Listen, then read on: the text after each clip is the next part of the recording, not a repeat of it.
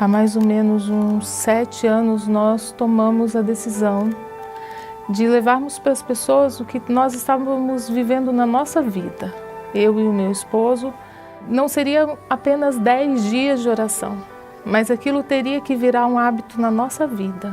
Enquanto nós orávamos nas madrugadas, nós íamos conhecendo a verdade dentro da verdade. E eu fui me encantando com cada coisa que nós conhecíamos. E nós conversávamos muito, eu e meu esposo, e falávamos, nossa, mas isso não pode ficar só com a gente. Foi quando surgiu então o seminário Verdade Presente. Nós pregamos numa igreja e dali foram surgindo convites para outras e outras.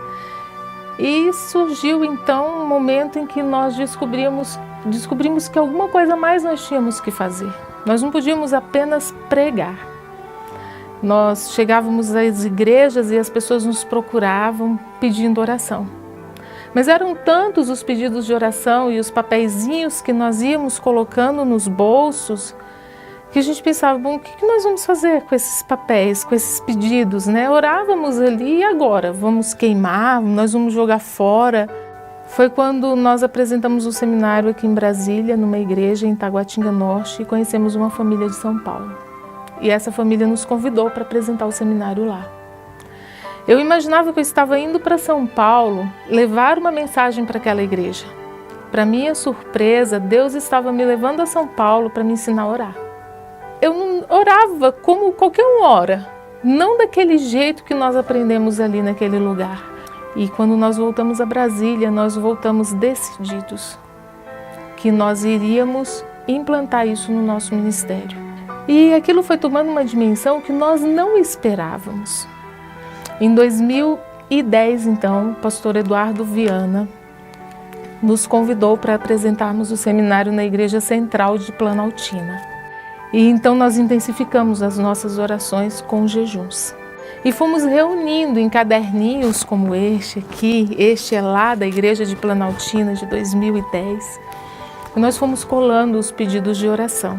O pastor Eduardo Viana nos enviou 130 nomes por e-mail de membros afastados. E quando nós pegamos aqueles 130 nomes com endereço e telefone, nós resolvemos fazer uma carta para cada pessoa, enviar por correio, convidando essa pessoa para que estivesse no seminário.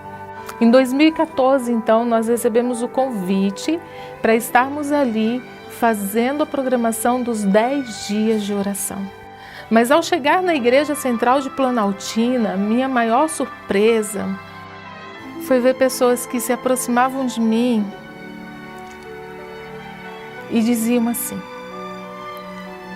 professora, você não lembra de mim, mas meu nome está no seu caderno. Professora, eu tomei a decisão, eu voltei para a igreja. Eu abandonei o vício, eu abandonei droga, eu deixei o mundo e o meu pedido de oração está lá. E eu chegava em casa e pegava o caderno e começava a folhear. Enquanto eu passava as folhas do caderno, eu lembrava de quantas e quantas madrugadas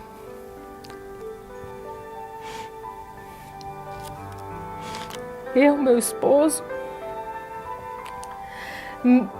participantes da nossa equipe, irmãos de igreja, que não conheciam essas pessoas, mas que se colocaram como intercessores, que acreditaram na oração intercessora, que aquilo poderia ser muito mais do que o que nós sonhávamos. Se nós pudéssemos compreender, entender o poder que há na oração intercessora, o poder que Deus colocou em nossas mãos, nós não salvaríamos apenas a nossa família, o nosso casamento, mas nós salvaríamos milhares e nós teríamos muitas surpresas no céu. E nós fizemos um compromisso de orarmos por essas pessoas enquanto nós vivermos. Todas aquelas pessoas que assistiram à programação, que tiveram contato com a oração, nós marcamos com elas um encontro. Nós combinamos de nos encontrarmos à sombra da árvore da vida. E eu pedi para que elas, quando chegarmos lá no céu, para que elas fossem até mim e falassem: professora, eu fiz um pedido. Eu pedi pela minha família, eu pedi pelos meus filhos. Olha aqui, eles estão aqui. Nós conseguimos. Estamos à sombra da árvore da vida. É lá que nós vamos nos encontrar. Amém.